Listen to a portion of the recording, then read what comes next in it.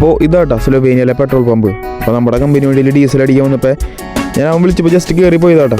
അപ്പോൾ ഇതിൽ കൂടുതൽ സെറ്റപ്പ് ഒന്നും എനിക്കറിയില്ല. അപ്പോൾ അത് ബ്ലാക്ക് പെട്രോള്, ബ്ലാക്ക് ഡീസൽ, നീല പെട്രോള്, പച്ച എന്താണെന്ന് എനിക്കറിയില്ല. അതറിയണവരാരെങ്കിലും വീഡിയോ കണ്ടെങ്കിൽ കമൻറ്റ് ചെയ്യാൻ എന്താന്ന്. പിന്നെ നമ്മുടെ നാട്ടിലത്തെ പോലെ ഇല്ല കേട്ടോ, ഇവിടെ നമ്മൾ തന്നെ പൈസ കൊടുത്ത് നമ്മൾ തന്നെ അടിക്കണതിൽ. പിന്നെ അപ്പോൾ നമ്മുടെ വണ്ടിയിൽ ഡീസൽ ആയതുകൊണ്ട് നമ്മൾ ബ്ലാക്ക് എടുത്ത് ഇതാക്കി.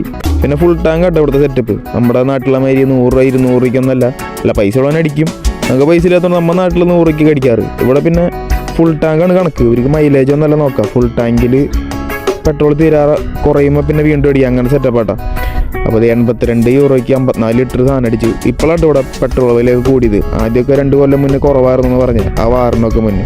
അപ്പോൾ ഇതാട്ടാ കാർഡ് പെട്രോളിൻ്റെ പേയ്മെൻറ്റ് ചെയ്യുന്നത്. പെട്രോൾ എന്നൊക്കെ അതേ ഇതിൻ്റെ സെറ്റപ്പ് ഒന്നും അറിയില്ല. അപ്പോൾ ഇതുകൊണ്ട് അവിടെ കാണിക്കുക, പേയ്മെൻറ്റ് ചെയ്യാത്രേ ഉള്ളൂ.